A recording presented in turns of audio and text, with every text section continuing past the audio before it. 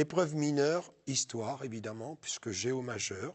Alors deux documents qui se rattachent à la partie du programme qui est la gouvernance de la France depuis 1946, c'est-à-dire un rappel sur la manière de gouverner ce pays depuis la libération jusqu'à aujourd'hui. Alors deux documents, deux auteurs évidemment et pas des moindres, De Gaulle d'un côté, Chirac de l'autre. Deux anciens présidents de la République. Le premier document est un extrait des mémoires de Gaulle, évidemment, qui ont été publiés en 1959, c'est-à-dire un an après son retour en politique sous la Ve République, mais il parle de 1944-1946, c'est-à-dire cette période durant laquelle il était à la tête du GPRF. Le deuxième document, c'est une déclaration de politique de Jacques Chirac à l'Assemblée nationale en avril 1986. Il est le Premier ministre de François Mitterrand et la France est à ce moment-là en situation de cohabitation. C'est une première sous la Ve et évidemment, il parle de sa conception lui-même de l'État. Qui a rappelé évidemment qui sont ses auteurs, en tête du Devoir toujours, et au moment où ils écrivent ce qu'ils sont exactement dans la République.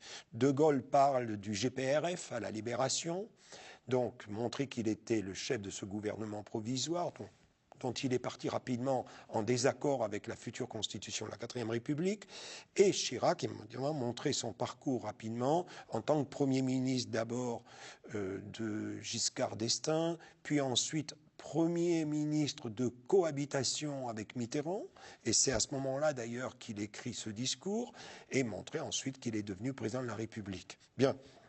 Alors, de quoi parlent ces deux hommes? C'est globalement de leur conception de l'État. Alors De Gaulle, évidemment, ce n'est pas une surprise, avait une conception, je dirais, très dirigiste du pouvoir, très dirigiste. L'État doit décider de tout. C'est la conception, je dirais, entre guillemets, pour ne pas être insolent à l'égard de Gaulle, la conception monarchiste du pouvoir d'un président de la République qui s'octroie des pouvoirs régaliens, la Constitution d'ailleurs à laquelle il fait allusion dans le texte le rappelle et le lui donne, montrer que De Gaulle a cette approche donc très dirigiste, que l'État doit présider à tout, dans tous les domaines, que ce soit les domaines, ce qu'on appelle le domaine régalien, c'est-à-dire défense nationale, diplomatie, mais aussi politique, sociale, économique. Et d'ailleurs, à la Libération, les nationalisations du GEP qui ont été réalisées par le GPRF montrent bien que c'est une conception, je dirais, très dirigiste du pouvoir économique. N'oublions pas que c'est en 1945 qu'est né l'État-providence, la sécurité sociale, les allocations familiales qui avaient été créées quelque temps auparavant. Tout ça montre bien que l'État veut tout gérer dans ce pays et que les Français attendent tout de l'État.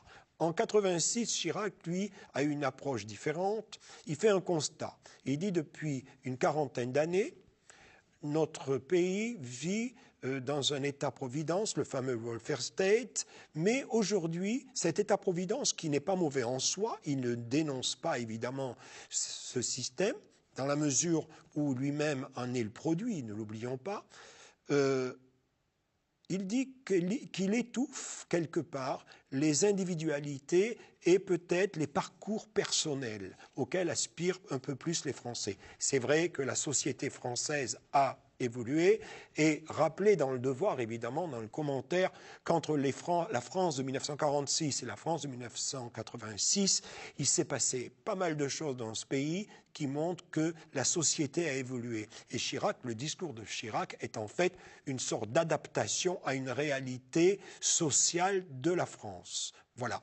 En fait, je pense que celui qui répondra en croisant les documents et qui reprendra 2-3 thèmes essentiels, l'approche de l'État, la conception, quelles doivent être les limites de l'intervention de l'État et quel doit être en même temps l'élément qui favorise le parcours individuel dans ce travail, suffira pour faire un devoir, je dirais, convenable.